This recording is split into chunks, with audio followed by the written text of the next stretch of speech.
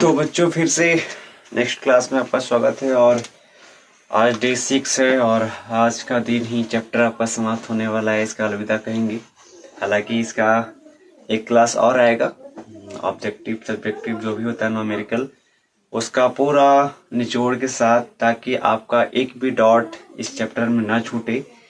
चलिए फटाफट इसको शुरू करते हैं। इसके पिछले वाले क्लास में आपका प्रतिबिंब खत्म हो गया था कि प्रतिबिंब, वस्तु का प्रतिबिंब कैसे बनता है, कहाँ बनता है, दर्पण में, अवतल उत्तल में, वो मैंने बता दिया था, उपयोग भी बता दिया था। और नेक्स्ट टॉपिक में मैंने डाला था चिन्ह परिपाटी। तो इसको आज डिस्कस करने वाले, देखने वाले क्या है चिन्ह परिपाटी। और पहले तो फटाफट इसका स्क्रीनशॉट लीजिए।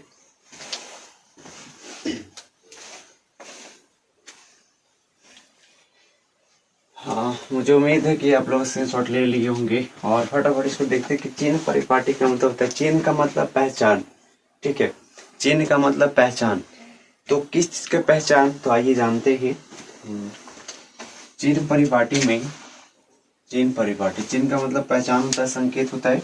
किस चीज का संकेत, तो आइए जानते हैं कि किसी वस्तु के प्रतिबिंब के स्थान निर्धारण के लिए दूरियों की एक चिन्ह परिपाटी की आवश्यकता होती है। जैसे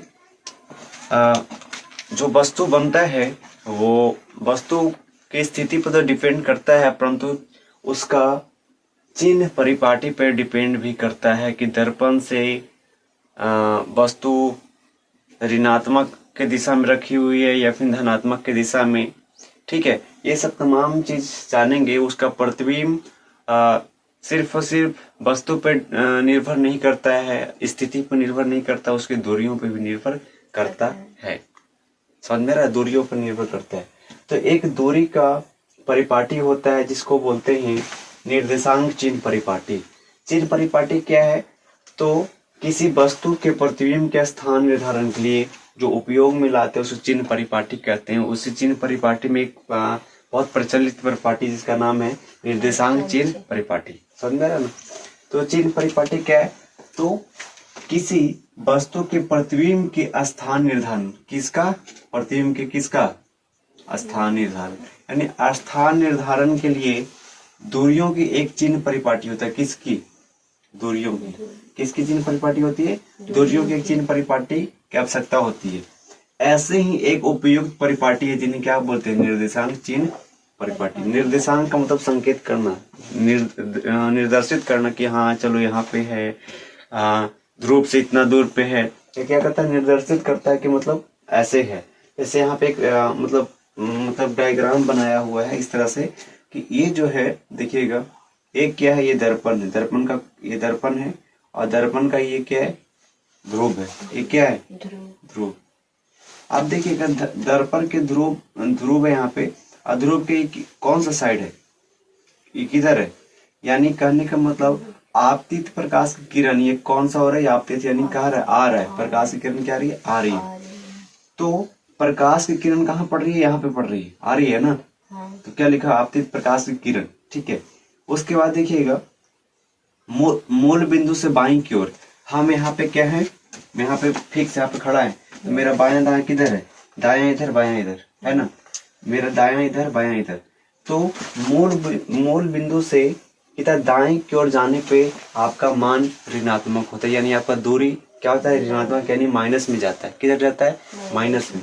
यानी हम यहाँ पे क्या है, हम पॉइंट पे यानी मूल बिंदु पे हैं, और मूल बिंदु से ये मेरा जो हाथ है इधर किधर है, ऋणात्मक या धनात्मक की ओर, ऋणात्मक यानी माइनस की ओर। किधर है, माइनस की ओर। लेकिन जब अगर मैं इधर हाथ उठाता हूँ तो ये धनात्मक की ओर। तो मूल बिंदु से यानी ध्रुव से अगर आपका दूरी इधर है, किधर, दाईं ओर, इधर जा रहा है, देखो एरो किधर जा रहा है, इधर, यानी यहाँ से लेकर इधर जा रहा है, इधर। इसको क्या बोलते हैं, ऋणात्मक। यानी मूल बिंदु से बाईं ओर दूरी को क्या बोलते हैं, ऋणात्मक दूरी। ठीक है, उसके बाद इसको क्या बोलते हैं, लिखा हुआ है, इसको मूल बिंदु कहते हैं। ये गोलीय दर्पण का क्या है, ध्रुव है। मूल बिंदु क्या होता है, गोलीय दर्पण का ध्रुव होता है। इधर चलते, इधर, तो आपतित किरण इधर आ रहा है ना, इधर ही जाएगा, आ रहा है इधर ही जाएगा ना। तो आपतित किरण की दिशा को धनात्मक कहते हैं। जैसे कि देखिए मुख अक्ष से ऊपर की ओर, जैसे अगर ये मुख अक्ष है और ये चिन्ह किधर है, ऊपर की ओर ना, मुख अक्ष से ऊपर की ओर की दूरियां क्या होती है, धनात्मक। क्या होती है, धनात्मक। यानी ये क्या है, मूल बिंदु P, और P से जो ऊपर होगा ये दूरी क्या होगा, धनात्मक। और मूल बिंदु से ही दाईं ओर, किधर, दाईं ओर P क्या होगा, धनात्मक होगा। यानी मूल बिंदु से ऊपर की ओर और दाईं की ओर क्या होगा, धनात्मक। और मूल बिंदु से बाईं की ओर नीचे की ओर क्या होगा, मूल बिंदु से नीचे की ओर दूरियां क्या होती है, ऋणात्मक। यानी कहने का मतलब, मैं अगर यहाँ पे खड़ा हूँ तो मैं जैसे यहाँ पे मैं खड़ा हूँ, अगर नहीं ऐसे दिक्कत होगा समझाने में, मैं यहाँ पे खड़ा हूँ तो ये मैं कहाँ पे खड़ा हूँ, मूल बिंदु पे, कहाँ पे, P पे। और मैं, मेरा इधर जो हाथ होगा धनात्मक या ऋणात्मक, ऋणात्मक। और नीचे मैंने हाथ कर दिया तो धनात्मक या ऋणात्मक, ऋणात्मक। लेकिन अगर इधर किया हाथ तो धनात्मक, और इधर किया तो धनात्मक, और ऊपर किया तो भी धनात्मक, और नीचे कर दिया तो ऋणात्मक। यानी P से, यानी P बिंदु से नीचे की ओर अगर जा रहा है एरो या फिर दूरी, तो क्या होगा, ऋणात्मक माना जाएगा, ऊपर की ओर धनात्मक। और P से दाईं की ओर धनात्मक, P से बाईं की ओर ऋणात्मक। यानी दूरी ऋणात्मक में है या धनात्मक में है, उसको पहचानने के लिए इसे बोलते हैं निर्देशांक चिन्ह परिपाटी। और ये जो लाइन है इसको क्या बोलते हैं, मुख अक्ष। ये x और x डैश क्या है, मुख अक्ष। ये x है ना यहाँ पे, और ये x डैश क्या है, मुख अक्ष है। क्या है, मुख अक्ष। तो वस्तु कितना दूरी पे है और दूरी धनात्मक है ऋणात्मक है, उसको क्या बोलते हैं, निर्देशांक चिन्ह परिपाटी। यानी दूरी को मापने के लिए एक चिन्ह क्या है, निर्देशांक चिन्ह परिपाटी। या निर्देशांक चिन्ह परिपाटी को चिन्ह परिपाटी कहते हैं। ठीक है, तो ये था आपका चिन्ह परिपाटी, यानी पहचानने का तरीका कि आपका वस्तु ऋणात्मक है या धनात्मक। यानी P से इधर जाएगा तो ऋणात्मक, बाईं की ओर तो ऋणात्मक, नीचे भी जाएगा तो ऋणात्मक। अब P से दाईं की ओर जाकर तो धनात्मक, ऊपर जाएगा तो धनात्मक, और नीचे जाएगा तो ऋणात्मक। समझ रहा, नीचे हमेशा ऋणात्मक, ऊपर धनात्मक, और इधर की ओर देखेंगे तो बाईं की ओर ऋणात्मक, दाईं की ओर धनात्मक। समझ रहे ना, तो ये था। अब इसको हम लिखेंगे पॉइंट बाय पॉइंट करके। देखिए यहाँ पे लिखा हुआ है कि यहाँ पे समझ सकते हैं कि दर्पण के मुख अक्ष को क्या बोलते हैं, निर्देशांक x डैश अक्ष माना जाता है। यानी दर्पण के मुख अक्ष क्या है, दर्पण के मुख, यहाँ से लेकर यहाँ तक क्या, मुख अक्ष, जिसको क्या बोलते हैं, x और x डैश, इसको लिखते हैं x और x डैश। x और x डैश क्या है, मुख अक्ष है। दर्पण का क्या है, मुख अक्ष। उसके बाद सभी दूरियां गोलीय दर्पण के ध्रुव से मापी जाती है। देखो इधर भी मापा जाता है, यहाँ से इधर भी मापा जा रहा है, यहाँ से नीचे भी मापा जाता है, यहाँ से ऊपर भी मापा जाता है, यहाँ से। यानी सभी दूरियां गोलीय दर्पण के किससे मापी जाती है, ध्रुव से मापी जाती है। अर्थात ध्रुव P से, P को मूल बिंदु माना जाता है। यानी ध्रुव P को क्या बोलते हैं, मूल बिंदु। और मूल बिंदु से ही सारा दिशाएं में, यानी पूर्व पश्चिम उत्तर दक्षिण, जहां भी भाई आपको दूरी मापना है तो किसे मापा जाएगा, मूल बिंदु से। मूल बिंदु से ही क्या हो जाएगा, मापा जाएगा। जितना भी दूरी आपको मापना है दर्पण में, तो मूल बिंदु से ही मापा जाता है। चाहे तो अवतल हो, चाहे तो उत्तल, चाहे तो हो समतल, ठीक है, कुछ भी, तो मूल बिंदु से ही दूरियां मापा जाएगा। और जो मुख अक्ष को किस डिनोट करते हैं, x और x डैश से। ठीक है, आगे चलते हैं। मूल बिंदु अभी हो गया। वहां तीसरा में आपतित प्रकाश की, ध्यान देना, आपतित प्रकाश की दिशा में मापी गई दूरियां क्या होती है, धनात्मक। आपतित प्रकाश की दिशा में, यानी ये जा रहा है ना, किधर जा रहा है, दाईं ओर की बाईं ओर, दाईं ओर जा रहा है ना। यानी दाईं ओर आपतित प्रकाश की किरण कहाँ जाता है, दाईं ओर, दाईं ओर। तो आपतित प्रकाश की दिशा में मापी गई सभी दूरियां क्या होती है, धनात्मक होती है। क्या होती है, धनात्मक होती है। तथा इसके विपरीत का मतलब दाईं ओर ना जाके बाईं ओर, इसके विपरीत मापी गई दूरियां सब क्या होती है, ऋणात्मक। यानी अगर इधर से प्रकाश आ रहा है और जा रहा है किधर, दाईं ओर, तो ये क्या हो जाएगा, धनात्मक। और टकराने के बाद दिशा निकल जाएगी तो कहाँ जा रही है, विपरीत में जा रही है, ऋणात्मक, यानी बाईं ओर जा रही है।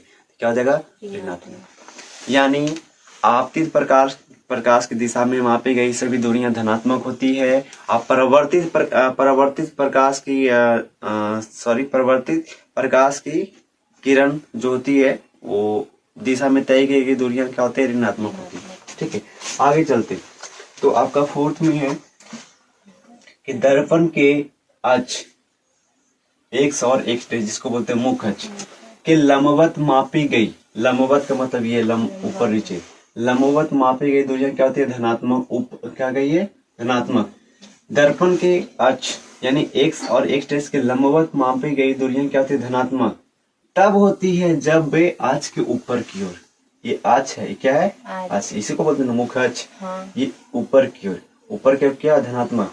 बोल रहे दर्पण के एक्स और एक्स यानी एक्स और एक्स डैश, ठीक है।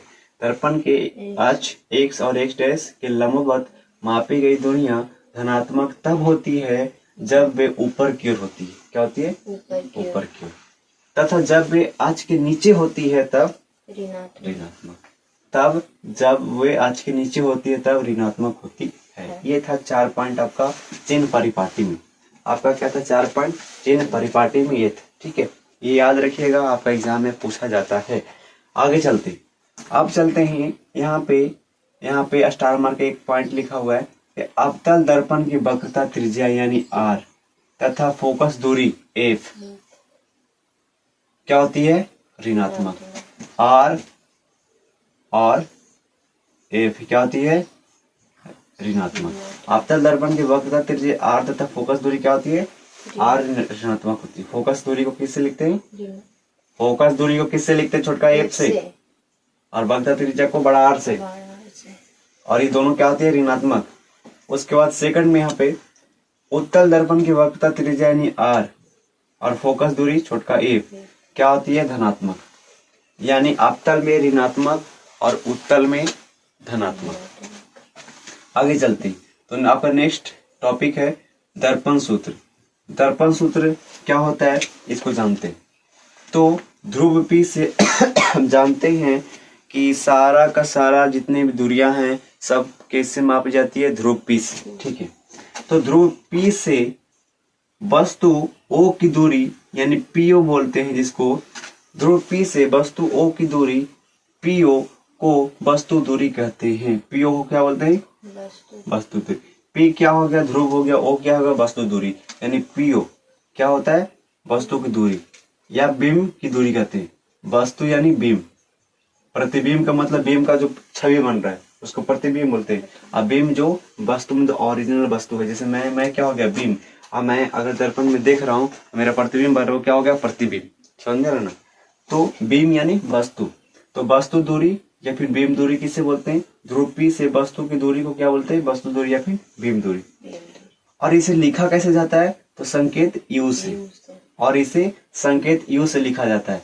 अगर कहीं पे वस्तु वैसे नोमेरिकल बनाएंगे तो वहां पे लिखा रहेगा U, यानी U क्या है, वस्तु दूरी। दर्पण से जितना दूरी वस्तु रखा हुआ उसको क्या बोलेंगे, U। किससे, छोटका U से, समझेगा ना, छोटका U से लिखा जाता है। जब नोमेरिकल आपको बनवाएंगे, नोमेरिकल ऐसे बताएंगे तो उसमें शॉर्टकट में लिखा रहेगा U का मतलब समझिए कि वस्तु दूरी है। वस्तु दूरी कहां से कहां, तो P से यानी ध्रुव से जितना दूरी पर O रखा हो उसको क्या बोलते हैं, वस्तु दूरी। आगे चलते हैं, तो याद रखिएगा ध्रुव को P बोलते हैं और O को वस्तु दूरी। अब PO को बोलते हैं वस्तु दूरी या बीम दूरी, या इसको संकेत PO को लिखा जाता है U से, ठीक है। आगे चलते हैं, ध्रुव P से प्रतिबिंब I की दूरी, यहाँ पे वस्तु की दूरी था O, अब यहाँ पे ध्रुव P से प्रतिबिंब I पर I किससे लिखते हैं, I किसको लिखते हैं, प्रतिबिंब को लिखते हैं I से, ठीक है। प्रतिबिंब को लिखते हैं I से, यानी ध्रुव P से प्रतिबिंब I की दूरी यानी PI को प्रतिबिंब दूरी कहते हैं। इसे संकेत किसे लिखते हैं, V से, यानी छोटका V से। अगर कहीं भी छोटा V लिखा हुआ है इसका मतलब समझिए कि वो प्रतिबिंब दूरी ऐसे लिखा हुआ है। आगे चलते, थर्ड में आपका फर्स्ट सेकंड थर्ड तो हो गया। थर्ड में चलते तो लिखा हुआ ध्रुव P से दर्पण के फोकस F की दूरी क्या बोलते हैं, PF को फोकस दूरी कहते हैं। PF को फोकस दूरी कहते हैं और इसे संकेत किससे, छोटका P से लिखा जाता है। यानी फोकस दूरी को छोटा p से लिखते हैं, और फोकस दूरी कहते हैं क्या है, किसी ध्रुव p से फोकस की दूरी को फोकस दूरी कहते हैं, और इसे संकेत छोटा f से लिखा जाता है। फोर्थ में आपका है ध्रुव p से दर्पण के वक्रता केंद्र c की दूरी को pc कहते हैं, अब pc को ही वक्रता त्रिज्या कहते हैं, और इसे बड़ा R से लिखा जाता है। यानी वक्रता त्रिज्या को बड़ा R से लिखा जाता है। वक्रता त्रिज्या है क्या, ध्रुव P से दर्पण के वक्रता केंद्र C की दूरी को ही वक्रता त्रिज्या कहा जाता है। तो ये था आपका मोटा मोटी जो लास्ट टॉपिक बच गया था। इसके बाद थोड़ा सा और है आवर्धन। आवर्धन देखते हैं कि आवर्धन क्या होता है। चलिए इसको ऐसे रफ करते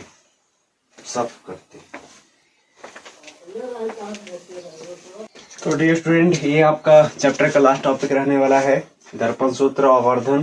दर्पण सूत्र तो अभी, हाँ, दर्पण सूत्र और आवर्धन, ये आपका चैप्टर का लास्ट टॉपिक रहने वाला है। तो इसको फटाफट स्क्रीनशॉट लीजिए, उसके बाद मैं समझाता हूँ।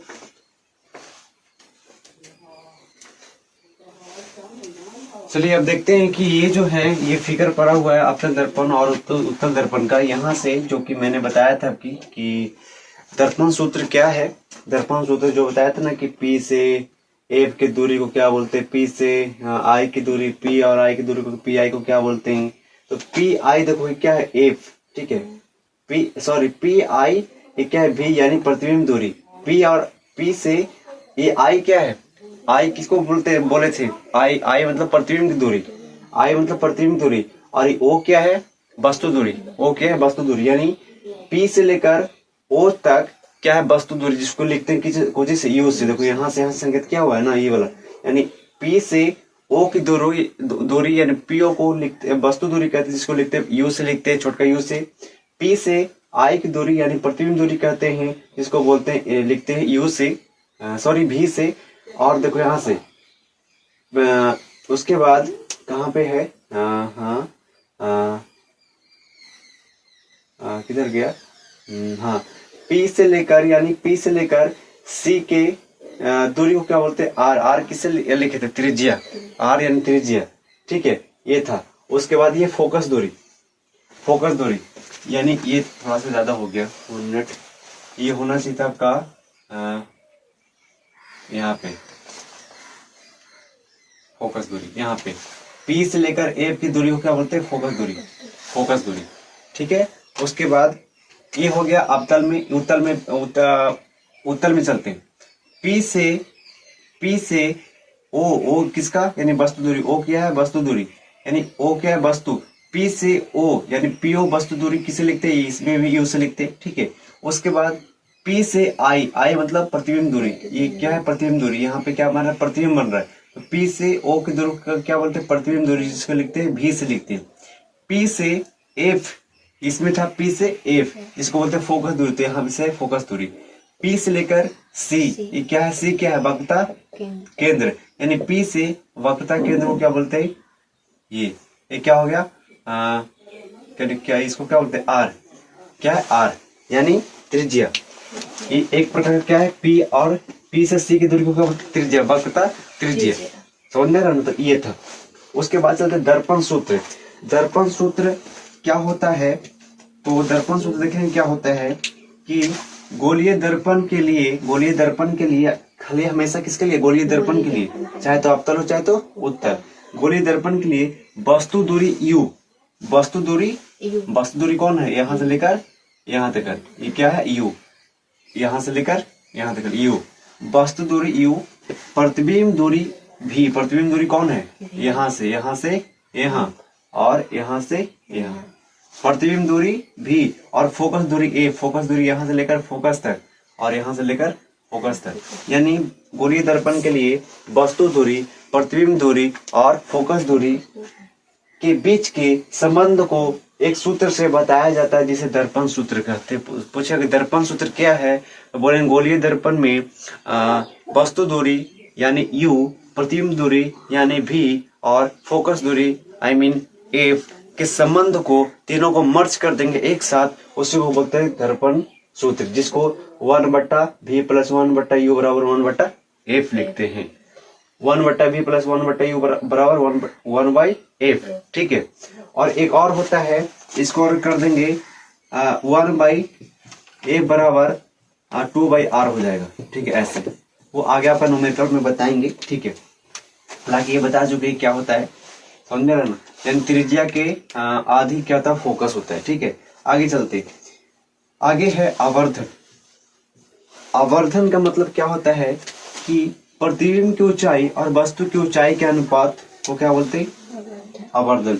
मान लीजिए क्या है, प्रतिबिंब की ऊंचाई क्या है, मान लीजिए प्रतिबिंब की ऊंचाई h है, क्या है h, और वस्तु की ऊंचाई मान लीजिए क्या है h डैश है, तो क्या बोलेंगे h रेशियो h डैश।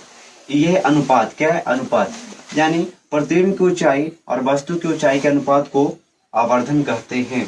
आवर्धन को m से लिखा जाता है, आवर्धन को किससे, छोटका m से लिखा जाता है। आवर्धन को किससे, छोटका m से लिखा जाता है। जैसे यहाँ पे है, मान यहाँ पे लिखा हुआ है कि प्रतिबिंब की ऊंचाई h डैश है और वस्तु की ऊंचाई h है, तो इसको हटाएंगे तो क्या हो जाएगा, रेशियो में क्या हो जाएगा, रेशियो, यानी इसको क्या बोलते हैं, रेशियो। रेशियो मतलब अनुपात, क्या अनुपात। ठीक है, तो आवर्धन क्या है, प्रतिबिंब की ऊंचाई और वस्तु की ऊंचाई के अनुपात को आवर्धन कहते हैं। आवर्धन को हमेशा किस में लिखते हैं, छोटका m से लिखा जाता है। यदि, याद रखिएगा, यदि वस्तु की ऊंचाई क्या हो, h हो, और प्रतिबिंब की ऊंचाई h डैश हो, तो गोलीय दर्पण का आवर्धन क्या हो जाएगा, m बराबर प्रतिबिंब की ऊंचाई बट्टा वस्तु की ऊंचाई। इसको शॉर्ट में लिखते हैं m बराबर h डैश बट्टा h।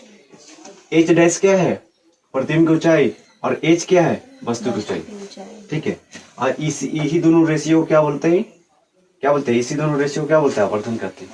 यानी लिखा हुआ सीधा सीधा, वस्तु की ऊंचाई, प्रतिबिंब की ऊंचाई और वस्तु की ऊंचाई के अनुपात को क्या बोलते हैं, आवर्धन कहते हैं। इसको छोटका m से लिखते हैं। अगर मान लीजिए कि वस्तु की ऊंचाई h है और प्रतिबिंब की ऊंचाई h डैश है, तो उसके लिए क्या हो जाएगा, m बराबर h डैश बटा h। ये हो गया। ठीक है, इस पे न्यूमेरिकल आपको बताएंगे आगे अगला क्लास में, डे 7 में।